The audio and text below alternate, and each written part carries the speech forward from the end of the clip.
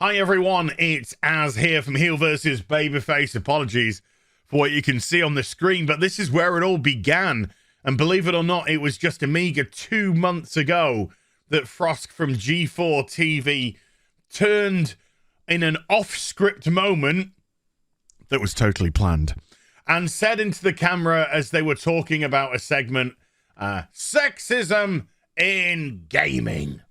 And she went off on a tirade about how people in the chat were talking about how non-bangable she was compared to other G4TV presenters like Olivia Munn, and how those presenters were not there to be easy on the eye for you, which they were. That's a complete and utter lie, and she knows it. And to berate the audience, ending with, if you don't like it, then don't watch our product. Peace. It was embarrassing.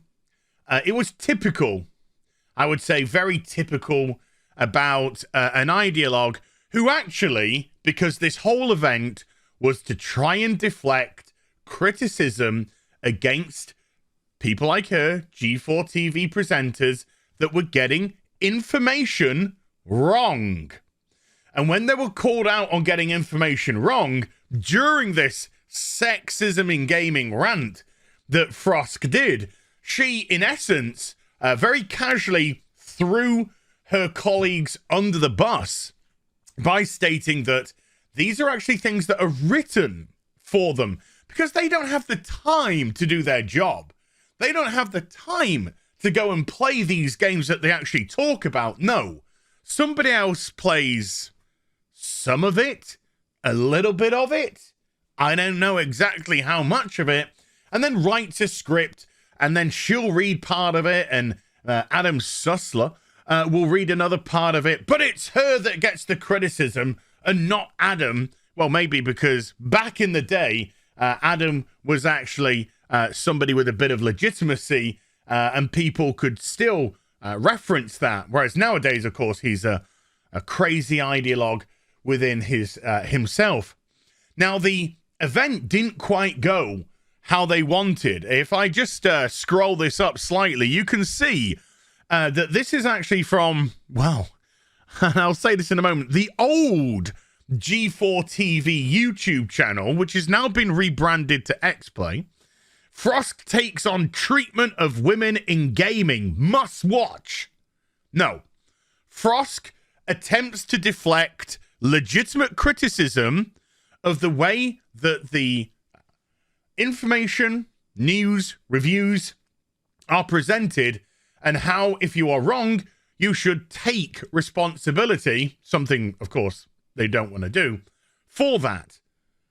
Now, again, you can see from the likes and dislikes ratio, 4.6k upvotes to 41,000 downvotes.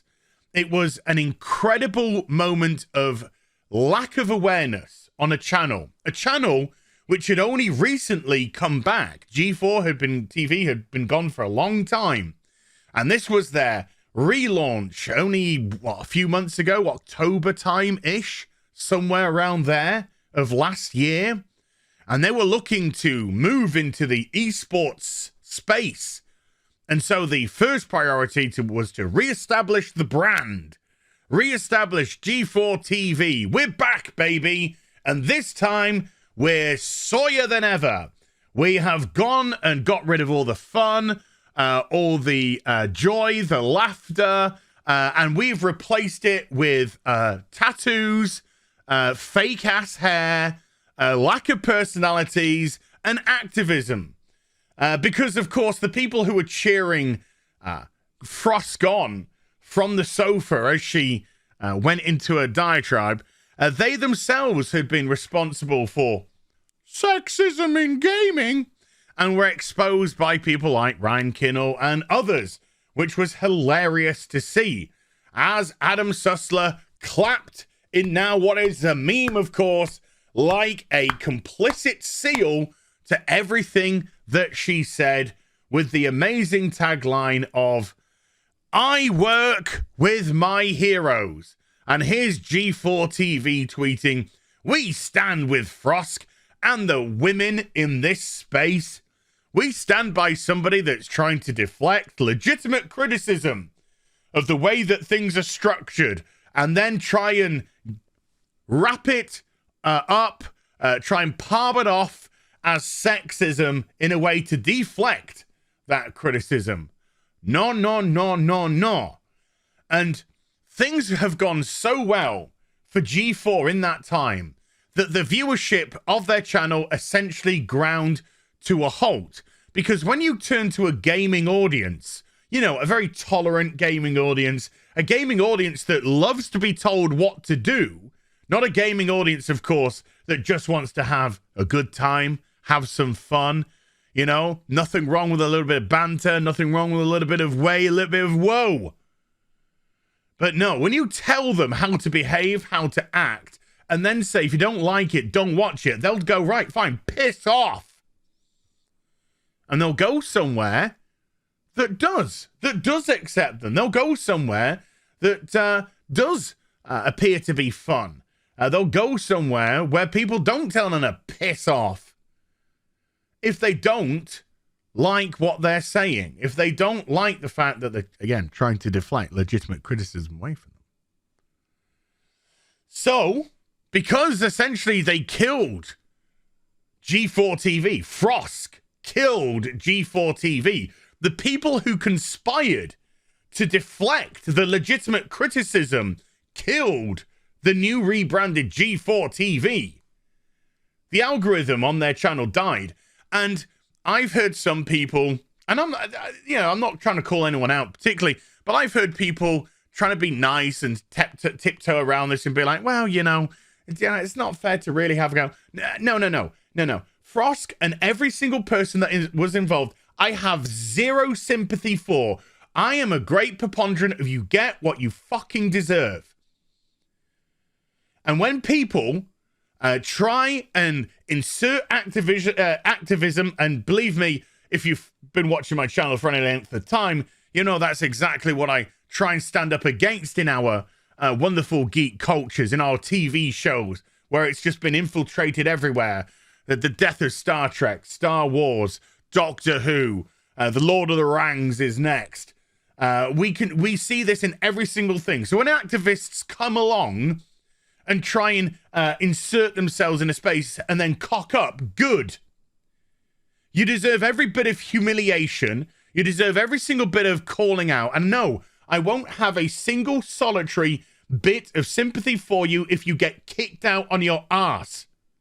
And Frosken was also outed as a very toxic individual. Run out of the League of Legends community for being a toxic individual. Brought into G4TV. And what does she do? Almost immediately, toxic individual. But she wants to, again, deflect and project that onto the audience when it's the mirror that people like Frosk should be looking into. But they don't, and they can't, because they're thoroughbred narcissists. They only believe in themselves. They are the middle of the universe. Everything revolves around them. And of course, you add some minority status involved in there, and then that can get weaponized, and you can hide behind it, and other people will be fearful of it. Because it's great when you project yourself to be tolerant and open and progressive. And yet you have people living in abject fear because they know that you will weaponize at the first opportunity any minority status that you may have and hold. So because it all died, they couldn't even get anyone to watch their Dungeons and Dragons show. They had to swap over the channels. G4, which had nearly 500,000, which has lost about 10,000 subscribers since this incident began, has now been rebranded as XPlay. And XPlay is the brand which gets thrown under the bus in an algorithmically dead channel. As you can see from the XPlay channel trailer, that was out 9 days ago and only has 3,500 views on a 500,000 subscriber channel. Whereas the X-Play channel is now branded to G4, where the algorithm is ticking. It's ticking. I mean, I'm not saying it's great, but, you know, you can still get 30,000 views on a video with 116,000 subscribers, even if some of the time you get 400 views after 21 hours.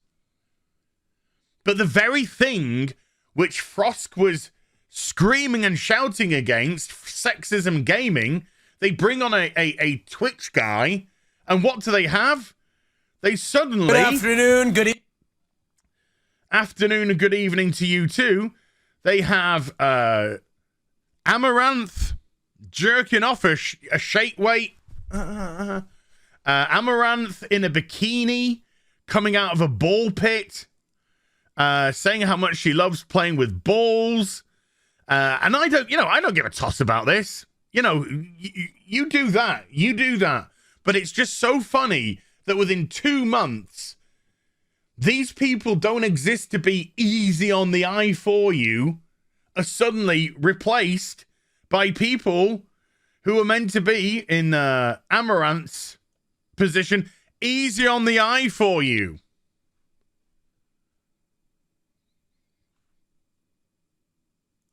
Let's just jump to this article here from Bounding Into Comics.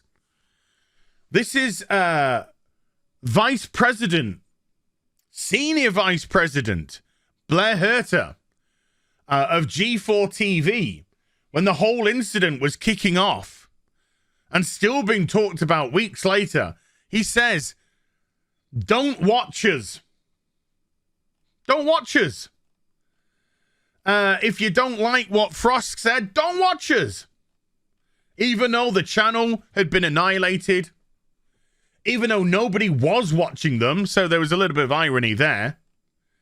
Even though people had completely and utterly rejected and called out, rightly, what Frosk had said, called out her toxicity, the toxicity of Adam Sessler, who on his own Twitter account was posting things like, if members of his family were Minecraft, but they voted for Republican, then he wouldn't care. He would sit there and drink something cold and bubbly with a smile on his face.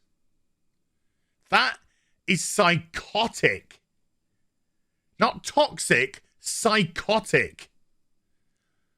But they got exposed. But here he says, grateful to spend my life with a woman who smashed glass ceilings. Now he's referring to what I think is the awesome Jessica Chobot. That's Blair's wife. And I used to love watching IGN back in the day when Jessica Chobot and Damien were the two main presenters on the the daily rap thing, or whatever they called it. And Chobot seemed cool. She seemed to know her shit. And she had a lot of respect from people. And that wasn't just because she had a vagina. That's because when you come in and you know your shit, you're not a fake, you're not a fraud, then you get accepted. Simple as. Honored to work with the women of G4TV's past and humans like Frosk today. Proud to work at a place that makes stuff like this. What? Proud to work at a place that destroys the channel? Your channel that you're senior vice president of? If you don't hear the below, unfollow me and don't watch us. We're not for you. Guess what? Nobody was for you then, Blair. Nobody was for you because they all stopped watching. And guess what now? Bang. 22 hours ago, Blair Herter, Senior Vice President of G4TV. Life is short, and making memories with the ones you love is the most important thing in the world. Here's to the next great Herter family adventure. Goodbye, G4TV and America. Hello, Team Liquid and the Netherlands. For more context, I got a WWE wrestler to talk about it. He's gone. He believes so much in what he said here. He's left the company. Gone to a rival. Because this was meant to develop their esports. And so what's he done? He's left G4TV because he knows they're not going to be able to do it because Frosk killed the channel. Sussler killed the channel. The people who supported and wrote what she said killed the channel. And he's gone over to Team Liquid, winner of the Intel Grand Slam, home of top athletes across 18 premier esports titles. Essentially going off to a rival company because they killed it. They killed G4.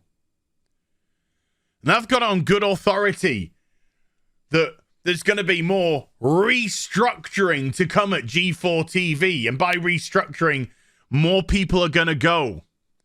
Budgets have been absolutely slashed on shows now. And is it literally just a matter of time until the whole thing gets packed up and gone? Looks like it to me. The worst relaunch you could possibly imagine, and it just shows when something isn't done in good faith.